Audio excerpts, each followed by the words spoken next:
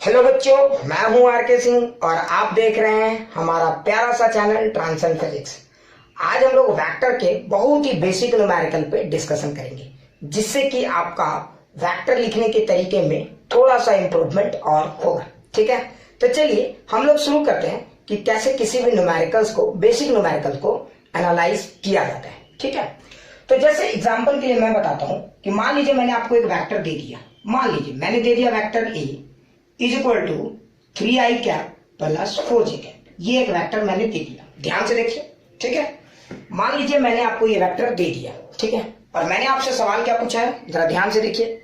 मैंने आपसे सवाल पूछा है कि find vector B, find vector B. एक ऐसा वेक्टर बी निकालिए। ठीक है, एक ऐसा वेक्टर बी निकालिए which is parallel to vector A. एक ऐसा वेक्टर निकालिए, एक ऐसा वेक्टर को लिखिए जिसकी खासियत क्या होनी चाहिए, जो पैरेलल टू वेक्टर ए होना चाहिए। ठीक है, उस वेक्टर की खासियत क्या होनी चाहिए, वो vector parallel to vector A होना चाहिए and magnitude of vector B आपका 20 होना चाहिए। ठीक है, मतलब इस गेम में आपको एक वेक्टर दिया हुआ है, ध्यान से देखिए, एक वेक्टर दिया हुआ है और एक ऐसा वेक्टर निकालने के लिए कहा जा रहा है जो वेक्टर बी के, वेक्टर ए के पैरेलल होना चाहिए, लेकिन उसकी मैग्नीट्यूड इससे अलग होनी चाहिए। अगर इसको थोड़ा सा डिटेल से एनालाइज करें तो आप जरा ध्यान से देखिए। वेक्टर ए को देखेंगे तो मान लीजिए कि ये आपका वेक्टर ए है। ठीक है, मान लेते हैं। ठीक है, आप कुछ लोग कंफ्यूज मत हो जाना कि सर ये तो आई क्या है, नहीं, मान लेते हैं। ठीक है, अगर ये आपका वेक्टर, या आप लोग कंफ्यूज हो सकते हो, कुछ गधेड़े भी हैं, मान लीजिए ये आपका वेक्टर ए है।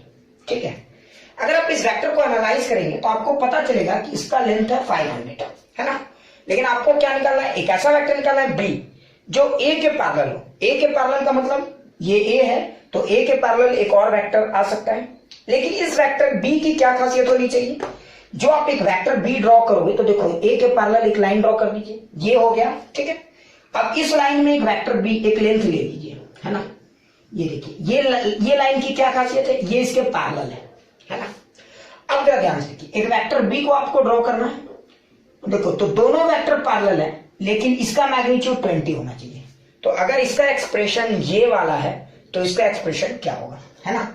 यही मुझे सॉल्व करना है। क्लियर। अगर ध्यान से देखो, एक चीज ऑब्जर्व करोगे तो किसी भी वेक्टर को लिखने के लिए दो इंफॉर्मेशन काफी है, मैग्नीट्यूड और डायरेक्शन। यही स्टैंडर्ड इंफॉर्मेशन भी है, कंफ्यूज नहीं होना, यही सबसे स्टैंडर्ड इंफॉर्मेशन है। तो सवाल उठता है सर कैसे, तो देखो वेक्टर बी तो आप मैग्नीट्यूड, है ना, आपको ये चाहिए और आपको चाहिए डायरेक्शन।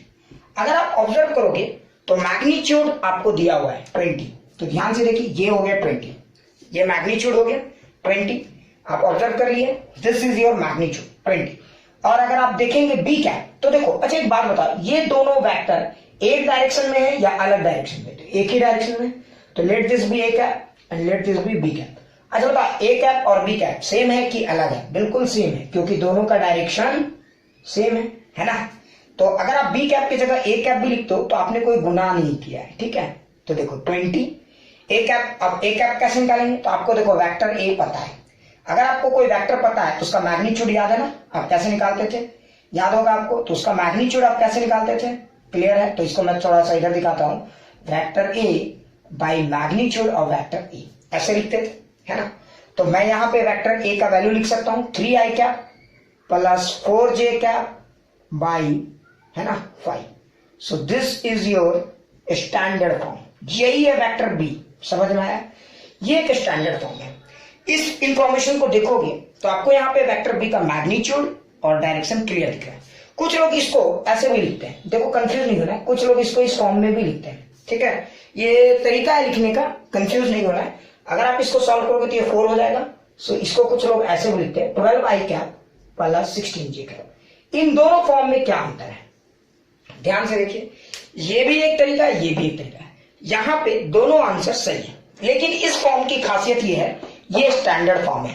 क्यों, क्योंकि इसमें मैग्नीट्यूड और डायरेक्शन क्लियरली रिवील हो रहा है, दिख रहा है, जबकि इसमें मैग्नीट्यूड और डायरेक्शन आपको सॉल्व करना पड़ेगा। Clear. So that's why this is more prominent form of vector. Clear, समझ में आ गया होगा। खैर चलिए, ये तो समझ में आ गया कि वेक्टर ए अगर दिया हुआ है तो एक वेक्टर बी कैसे निकाल सकते हैं, है ना। एक और सवाल करते हैं, बेसिक सवाल करेंगे तो आपको क्लियर हो जाएगा। जैसे एक और एग्जांपल समझते हैं।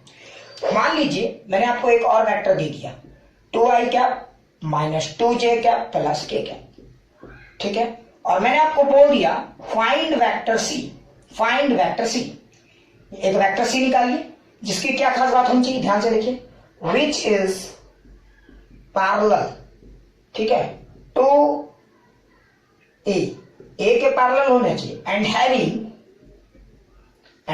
मैग्नीट्यूड ऑफ सी, ठीक है, 4 टाइम्स द मैग्नीट्यूड ऑफ ए, है ना। इस क्वेश्चन को देखिए, तो इस क्वेश्चन में क्या करना है आपको, एक ऐसा वेक्टर सी निकालना है जो ए का पैरेलल होना चाहिए और जिसकी मैग्नीट्यूड सी के कितना टाइम्स होना चाहिए, 4 टाइम्स होना चाहिए, है ना। यही तो मुझे करना है।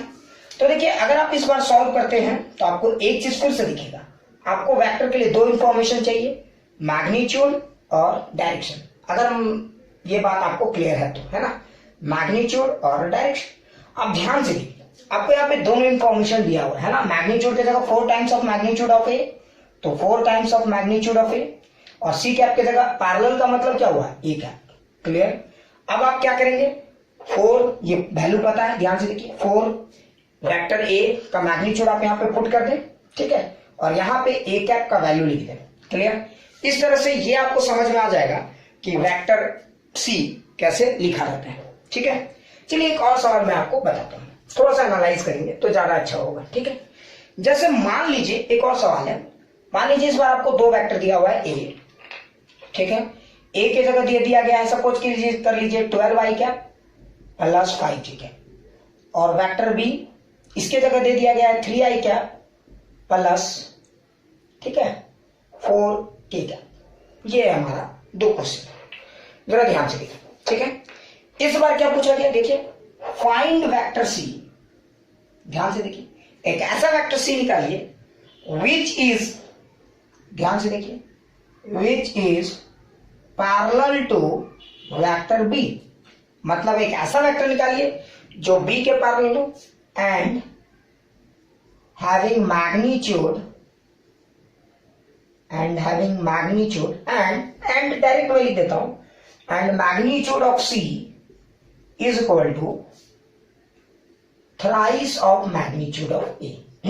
ये है हमारा क्वेश्चन, ठीक है। अगर आप इस वेक्टर को इस बार एनालाइज करें, मान लीजिए मैं समझाने के लिए बता रहा हूं, मान लीजिए ये हमारा वेक्टर ए है, समझाने के लिए मैं बोल रहा हूं, मान लीजिए हमारा वेक्टर ए है और एक वेक्टर है हमारा बी, ठीक है। सपोज कर लीजिए ये 2 वेक्टर हैं, तो हमें एक ऐसा वेक्टर सी निकालना है, एक ऐसा वेक्टर सी निकालना है जो पैरेलल टू बी, मतलब जो नया वेक्टर हमारा सी होगा वो किसके पैरेलल होना चाहिए, बी के, ठीक है। तो बी के पैरेलल हमने एक वेक्टर ड्रॉ कर दी, ये बी के पैरेलल है, ये वेक्टर सी, लेकिन इसकी खासियत क्या होनी चाहिए, इसकी मैग्नीट्यूड 3 टाइम्स ऑफ ए, मतलब इसका लेंथ जितना है उसका 3 टाइम्स ज्यादा होना चाहिए, है ना। तो मतलब अगर 3 टाइम्स देखेंगे तो 1 2 3 टाइम्स देखो, तो ये हो गया हमारा वेक्टर सी।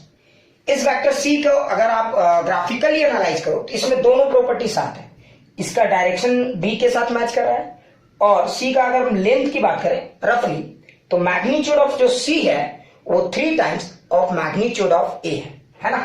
तब हम लोग इसको कैसे सॉल्व करेंगे, तो देखिए किसी भी वेक्टर को अगर सॉल्व करना हो तो 2 इंफॉर्मेशन काफी है, ठीक है, हाँ समझ गए होगे। तो अगर इस बार हम लोग देखेंगे तो वेक्टर सी, मैग्नीट्यूड और डायरेक्शन, यही 2 चाहिए, है ना। अगर मैग्नीट्यूड का बात करें तो आप देखिए क्या दिया हुआ है, magnitude of C is thrice of magnitude of A. अगर इसको हम लोग सॉल्व करते हैं इधर, तो मैग्नीट्यूड ऑफ सी की वैल्यू कितनी आती है देखते हैं। तो मैग्नीट्यूड ऑफ सी की वैल्यू आती है 3 times of magnitude of A. अब solve what is the magnitude of A, अगर आप इसको सॉल्व करेंगे तो मैग्नीट्यूड ऑफ ए की जो वैल्यू आएगी वो कितनी होगी, तो रूट अंडर, ध्यान से देखिए, 12 square plus 5 square and that is 13।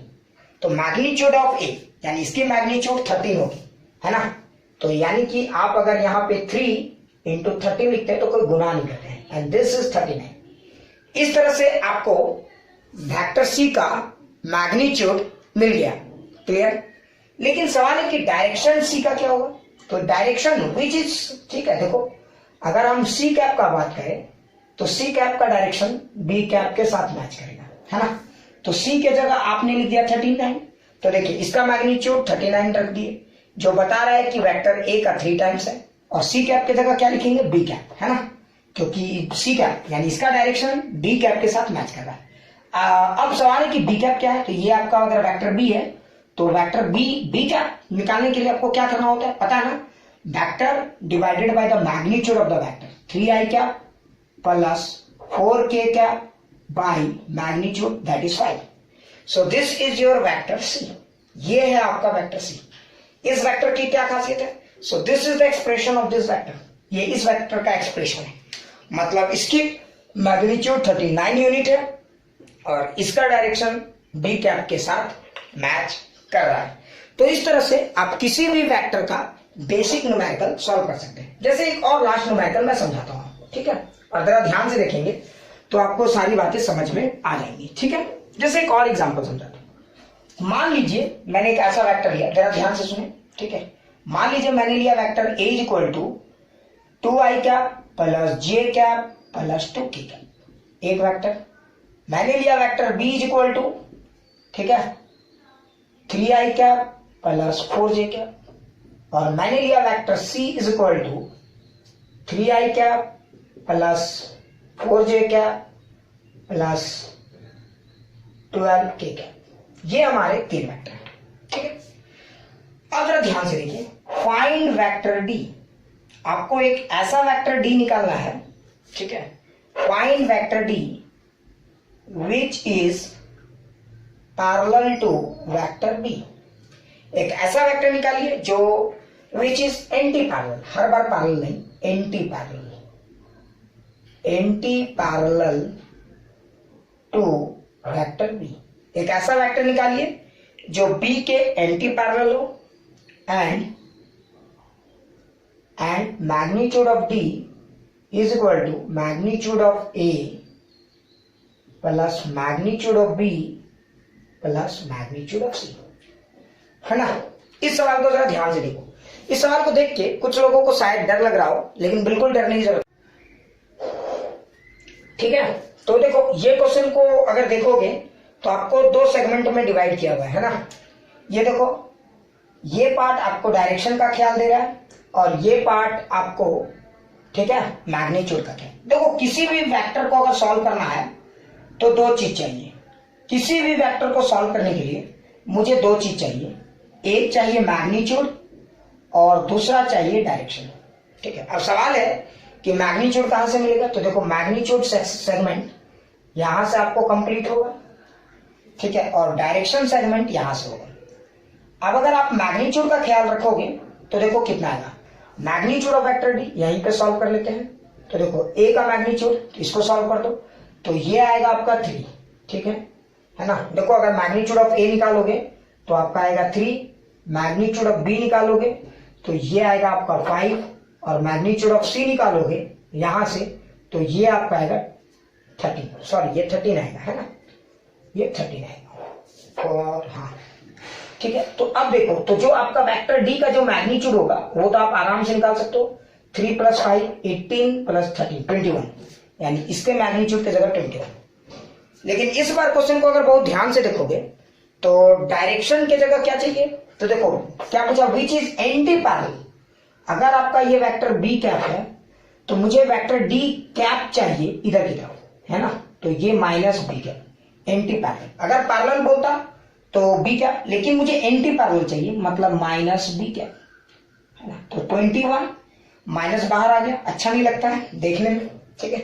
और बी कैप, अच्छा इसका डायरेक्शन कैसे निकाल सकते हो, तो आपको पता होगा 3i cap plus 4j cap by 5, तो ये हो गया आपका वेक्टर डी, ठीक है। तो अगर आप इसको देखोगे तो this is your vector D, है ना। So this will be your answer. तो जब कभी भी आप किसी वेक्टर के बेसिक न्यूमेरिकल को एनालाइज करते हो तो ये बिल्कुल टफ नहीं है, ठीक है। तो चलिए आगे बढ़ते हैं।